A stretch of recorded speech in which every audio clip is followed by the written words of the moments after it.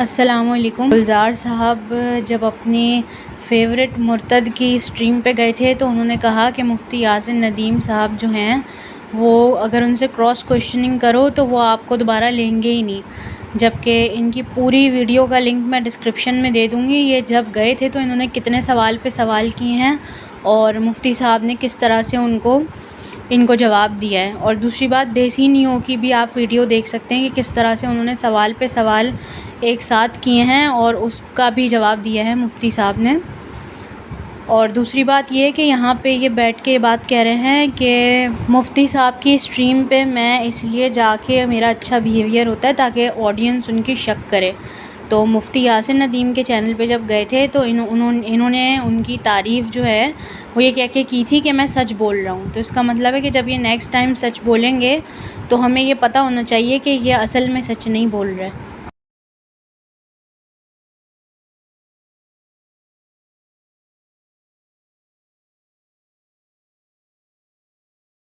सिर्फ ये जो अभी ना ये चल रहा है कि पहली बात, कोई मुफ्ती ना लाइव कॉल नहीं लेते, ठीक है। वो एक कॉल ले रहे हैं तो ये अपॉर्चुनिटी हमारे लिए कि हम वहां शक का बीज बो के आ जाएं। ये कह रहे हैं म्यूट नहीं करते, जहां उनसे क्रॉस क्वेश्चन शुरू कर देना, जैसे आपसे हारिस करते हैं, गालिब भाई से करते हैं, तो फिर आप देखेंगे मुफ्ती साहब आप अंदर लेंगे भी नहीं। बात यह है कि हमारा वहाँ नाइस बिहेवियर इसलिए होता है कि हम वहाँ मुसलमानों की ऑडियंस है उस पर शक करें। मैं आपको एग्जांपल दे देता हूँ छोटी सी।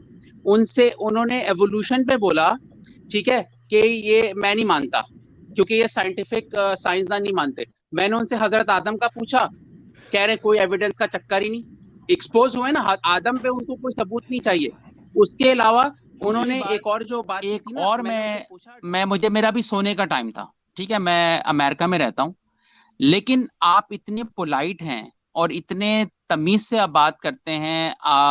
ऑन कॉन्ट्रेरी टू मुल्ला, मैं अभी जाग रहा हूँ आपके लिए, वरना मैं सो जाता, सुबह के वक्त मैं सो जाता हूँ यहाँ पर। मैंने कहा आप में एक बात है, वो है मैनर्स, तो इसलिए मैं जाग रहा हूँ आपसे बात करने के लिए, आपने मुझे रखा था, थैंक यू। अब जहां उनसे क्रॉस क्वेश्चन शुरू कर देना, जैसे आपसे हारिस करते हैं, गालिब भाई से करते हैं, तो फिर आप देखेंगे मुफ्ती साहब आप अंदर लेंगे भी नहीं। दूसरी बात, एक और मैं मुझे मेरा भी सोने का टाइम था, ठीक है, मैं अमेरिका में रहता हूँ, लेकिन आप इतने पोलाइट हैं और इतने तमीज से आप बात करते हैं।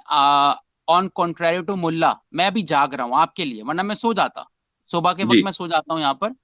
मैंने कहा आप में एक बात है, वो है मैनर्स, तो इसलिए मैं जाग रहा हूँ आपसे बात करने के लिए, आपने मुझे रखा था, थैंक यू। अब इनकी मुनाफ़क़त का तो आपको अंदाज़ा हो ही गया होगा कि यहाँ ये कुछ और कह रहे होते हैं मुफ्ती साहब के पास और वहाँ जाके स्ट्रीम्स पे कुछ और फरमा रहे होते हैं। तो इसी तरह से इन्होंने एक और बात कही कि मैंने मुफ्ती साहब से एवोल्यूशन के बारे में सवाल किया तो उसको वो गलत साबित करने लगे, लेकिन जब हज़रत आदम अलैहिस्सलाम के बारे में पूछा तो उन्होंने कहा कि उसके लिए तो एविडेंस की ज़रूरत ही नहीं है।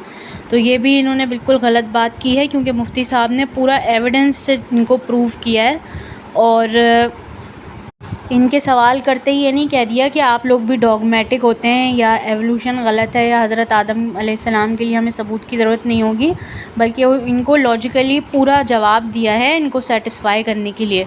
और फिर इनके पास कोई जवाब नहीं बचा था, तो मैं आपको मुफ्ती यासिर साहब की इनके साथ कॉन्वर्सेशन दिखाती हूँ, खुद देख लें आप लोग। क्या लगता है कि हम डॉगमा के खिलाफ हैं, आप डॉगमा के खिलाफ हैं, या आप क्या समझते हैं इस बारे में? मैं ये समझता हूं कि बहरहाल डॉगमेटिक होना ही दरअसल ये इंसान के बेदलील होने की दलील है, यानी उसके पास कोई दलील नहीं है, इसीलिए वो डॉगमेटिक होता है। और मेरे हिसाब से मुल्हिदीन भी डॉगमेटिक होते हैं। यानी मैं बिल्कुल वाज़ेह अंदाज से ये कहना चाहूंगा, जो मैं आपकी फिक्र से इसलिए मुत्तफिक नहीं हूं कि आप लोग भी डॉगमेटिक होते हैं और इसीलिए हमारा आपसे इख्तिलाफ है। तो आपने मुझसे पूछा कि मैं डॉगमेटिक हूं या नहीं, या डॉगमा के खिलाफ हूं। बिल्कुल मुफ्ती साहब, कतकलामी माफी, हम क्यों डॉगमेटिक होते हैं? हमारा तो मेन नैरेटिव है कि एविडेंस के बगैर हम चीजों को नहीं मानते, तो हम कैसे डॉगमेटिक हो गए? आपके यहाँ जो एविडेंस हैं वो दरअसल बहुत ही वीक एविडेंसेस होते हैं कि जिनकी बुनियाद पर आप बहुत सी चीजों को मुस्तरद कर देते हैं। मिसाल के तौर पर मैं एक वैसी मिसाल दे रहा हूं, बहुत सारी, चूंकि गुफ्तगू बहुत लंबी हो जाएगी। आपकी जो पूरी एवोल्यूशन की थ्योरी है ना, वो आर्ग्यूमेंट ऑफ इंडक्शन के ऊपर डिपेंड करती है। और जितने भी दलाइल हैं वो सारे के सारे ऐसे हैं कि जिनको जो असम्पशंस हैं थोड़े बहुत, यानी जिसको हम कहना चाहिए इंडेफिनिट है या जन्नी है, उनकी बुनियाद पर आप पूरी थ्योरी को बनाते हैं, और यही डॉगमा है मेरे नजदीक। ये एक मिसाल है उसकी। तो ये इशू है। अब मुफ्ती साहब देखें, ये तो फिर एवोल्यूशन में तो बहुत लंबी बात चली जाएगी ना, उसके फैक्ट्स हैं, तो मैं वो नहीं जाऊंगा। मैंने इसीलिए एक मिसाल दी है आपके पास। मुझे बताइए कोई डिडक्टिव आर्ग्यूमेंट है एवोल्यूशन में? देखें, मैं वही कह रहा हूँ ना, एवोल्यूशन, मैं अगेन एवोल्यूशनरी बायोलॉजिस्ट तो नहीं हूँ, मैंने कुछ किताबें पढ़ी हैं, और मैं अपने आप को क्वालिफाइड नहीं समझता कि मैं उसका इनकार करूं, क्योंकि मेरे पास उसको मानने के साइंसदान मौजूद हैं। मेरा सवाल दूसरा था। वही यही डॉगमा, देखिए यही डॉगमा है कि मैं इनकार नहीं कर रहा हूं क्योंकि कुछ साइंसदान मान रहे हैं। यही तो डॉगमा है। ज्यादातर मुफ्ती साहब, चलिए मैं कह रहा हूं ज्यादातर मान रहे हैं। हाँ, तो फिर ज्यादातर तो ईसाई है दुनिया में, आप क्यों नहीं ईसाई हो गए? हाँ, इसकी वजह है कि ईसाइयत को साइंसदानों ने कोई किताब नहीं लिखी है कि ईसाइयत को मान लो, लेकिन साइंसदानों ने नहीं, मतलब ये किताब जो आप कह लिखी रहे हैं ना है। साइंसदानों ने, ये तो साइंटिज्म हो गई ना, यानी इसको हम साइंटिज्म कहेंगे, साइंस नहीं कहेंगे। आप किसी चीज को इसलिए मान रहे हैं कि साइंसदान मान रहे हैं, ये तो कोई बात ना हुई। आप इस चीज, किसी भी चीज में बिलीव उस वक्त करें जब आपके पास कॉन्क्रीट एविडेंस हो। कॉन्क्रीट एविडेंस के बगैर आप किसी चीज में, ये तो भाई देखिए, कुरान ने जगह जगह कहा कि जो लोग इसलिए ईमान नहीं लाते क्योंकि वो ये कहते हैं कि हमने अपने बाप दादाओं को इसी तरह पाया, हम भी नहीं ईमान लाएंगे, वो भी शिर्क करते थे। तो ये डॉगमा के खिलाफ कुरान ने स्टेटमेंट दिया कि आपके स्टेटमेंट में कि हम साइंटिस्ट की बात मान रहे हैं, और उनके स्टेटमेंट में जो ये कहते थे कि हम अपने बाप दादाओं की बात मानते, क्या फर्क हुआ? डॉगमा तो दोनों जगह है। ओके, अब मैं इसका कोई काम को रिस्पॉन्ड करता हूं जी। आज हजरत आदम पहले इंसान थे, इसका आपके पास कॉन्क्रीट एविडेंस है? नहीं, हमारे नजदीक तो कॉन्क्रीट एविडेंस जो है वो साइंस है ही नहीं, सीधी सीधी बात है। ये एपिस्टेमोलॉजिकल इशू हो गया।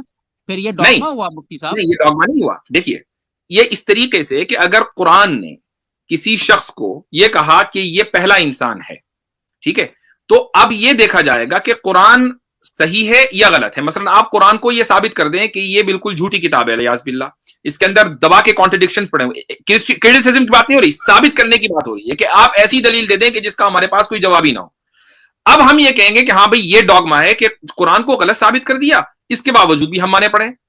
आप ये देखें कि साइंटिफिक खुद साइंसदानों ने उन साइंसदानों के खिलाफ बाकायदा किताबें लिखी हैं कि जो एवोल्यूशन के कायल नहीं है। मैं आपको मसलन 2 किताबें तो अभी दिखा देता हूं, आप इनको जरूर पढ़ें। ये भी दोनों साइंटिस्ट की हैं। देखिए, एक किताब है ये, इसका नाम है डार्विन डिवॉल्व्स, ठीक है। दूसरी किताब है, ये है द डार्विन्स ब्लैक बॉक्स। ये दोनों किताबें एक ही ऑथर की हैं, माइकल जे बीही, और बाकायदा सियाटल में एक इंस्टीट्यूट है, डिस्कवरी इंस्टीट्यूट, उसमें आप देखें कि साइंटिस्ट हैं, बायोकेमिस्ट हैं, और वो ये कहते हैं कि जो एवोल्यूशन है वो दरअसल बायोकेमिस्ट्री की फील्ड है, वो बायोलॉजी की फील्ड ही नहीं है। लेकिन रिचर्ड डॉकिंस ने उसको बायोलॉजी की फील्ड बना दिया, तो सब लोग मुल्हिद ये समझने लगे कि ये बायोलॉजी की फील्ड है। तो ये डॉगमा नहीं है तो और क्या है, ये मैं कहना चाह रहा हूं। तो बहरहाल इस वक्त एवोल्यूशन पर बात नहीं करनी है, मुझे सिर्फ ये बताना है कि मुल्हिद भी डॉगमेटिक होते हैं, ये मेरा मानना है। ठीक है, अब मुफ्ती साहब आपका ये है, और मैं आपकी जो भी आपसे बात हुई, आपने मुझे इतना टाइम दिया, इसका तो बहुत शुक्रिया।